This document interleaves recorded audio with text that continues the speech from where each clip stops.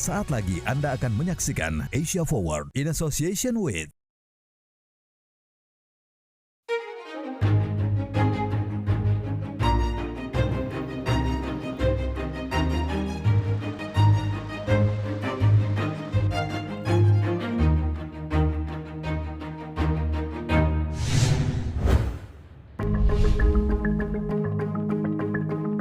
Pemilihan Presiden dan Parlemen Taiwan akan diselenggarakan pada 13 Januari mendatang untuk menentukan bagaimana pulau yang diklaim Tiongkok sebagai wilayahnya ini akan berhubungan dengan Beijing ke depannya.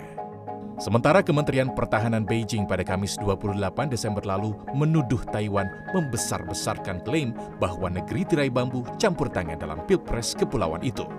Para pejabat Taiwan berulang kali menyuarakan kekhawatiran bahwa Tiongkok akan ikut campur dalam pemilihan presiden wilayah kepulauan itu setelah upayanya selama ini yang hendak menyatukan kembali Taiwan dengan Tiongkok. Rakyat Taiwan harus membuat pilihan pada pemilu tahun 2024 mengenai apakah pulau itu akan terus bergerak maju menuju demokrasi ataukah berjalan ke dalam pelukan Tiongkok. And I think we should be clear-eyed on the authoritarian way of interfering in democratic elections in other countries. My understanding is that there will be around 40 countries running democratic election next year, including Indonesia. Setidaknya ada 57 negara termasuk anggota Uni Eropa dan Indonesia akan menggelar pemilu tahun ini. Hajatan besar tersebut akan melibatkan sekitar 49% populasi di dunia serta 60% produk domestik bruto dunia. Di sisi lain, hubungan antara Taiwan dan Indonesia mengalami kemajuan dan menghimpun momentum yang lebih besar di banyak bidang berkat kebijakan New Southbound Policy.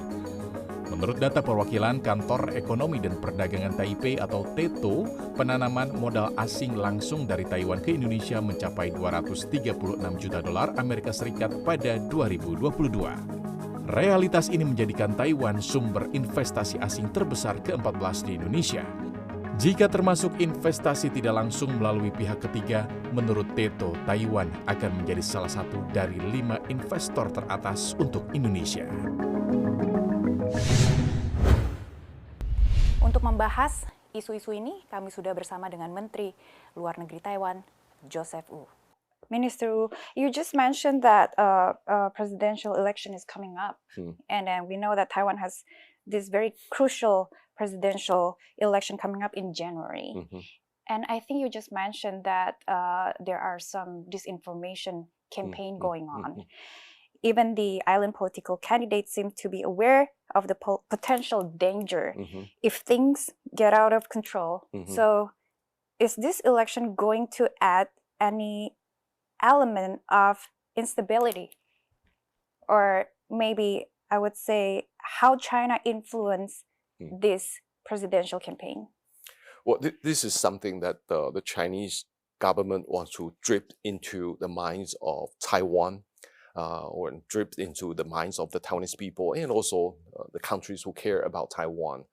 That if we vote for a candidate that China does not like, there will be subsequent instability or military confrontation in this region. And if the Chinese continue to do that, they might want to shape the outcome of a democratic election here in Taiwan. They've been doing that for years. Might not be successful in previous elections, but I think in this election, they seem to be more subtle in applying all kinds of interference tactics against Taiwan. For example, on the information sphere, they created thousands and thousands of fake accounts to generate public opinion over here. Are they like buzzers? They are like trying to attack the current government of Taiwan? Yes. They created robot account or zombie account. Listen to the command of some Chinese information agencies. Let me give you one example so that you understand how that works. We wanted to negotiate with India for an agreement to allow the Indian laborers to work in Taiwan. Even though the MOU is not ready, and the initial idea is to allow a small number of Indians to come to Taiwan, But the Chinese created thousands of accounts on social media, Facebook or Twitter, and they started generating a lot of ideas like there will be 100,000 Indians working in Taiwan, and Taiwanese females are going to be in danger because of those Indians. And the news got so big and it got out of control, and that forced the government to come out and say that it's fake news and we don't have to worry about that because Taiwan is not ready to sign an agreement with India yet. And they use that to influence the voter. So the voters would think that the government is incompetent in negotiating with India on those migrant labor issue. So this is the kinds of thing that they do. This is on the information sphere. They also use the economic pressure or economic coercion on Taiwan to shape the narratives of the Taiwanese people, that if we have a political party or a candidate that Beijing does not support to be elected, there can be economic consequences. Just these few days, the Chinese announced that they would eliminate the zero tariffs on some petrochemical products, and they might do more. And subsequently, they also announced in a public statement in a very bitter attack against the DPP candidate. And you can see that the Chinese are trying to interfere in Taiwan's election. And Taiwan is not the only country that is going to run their national election in 2024. And I think we should be clear-eyed on the authoritarian way of interfering in democratic elections in other countries. My understanding is that there will be around 40 countries running democratic election next year, including Indonesia.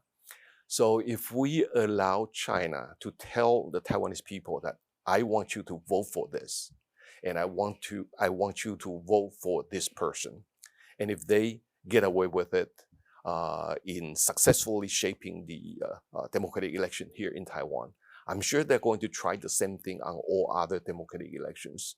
And by that time, we will feel that the Chinese government is shaping or reshaping the rules-based international order. They are dictating the democratic way of life of all democracies. And that is something that we should fight against. And here in Taiwan, fortunately, the Chinese have been trying to interfere in our elections all the years before.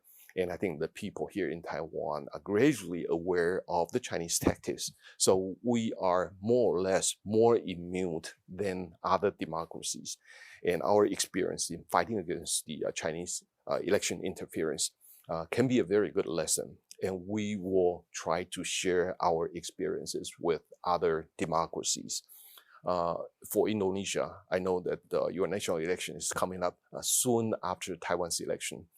And I hope the Indonesian friends can watch how China is influencing Taiwan's election and reflect upon how the PRC is trying to shape the public opinion in Indonesia and then trying to interfere in our democratic politics.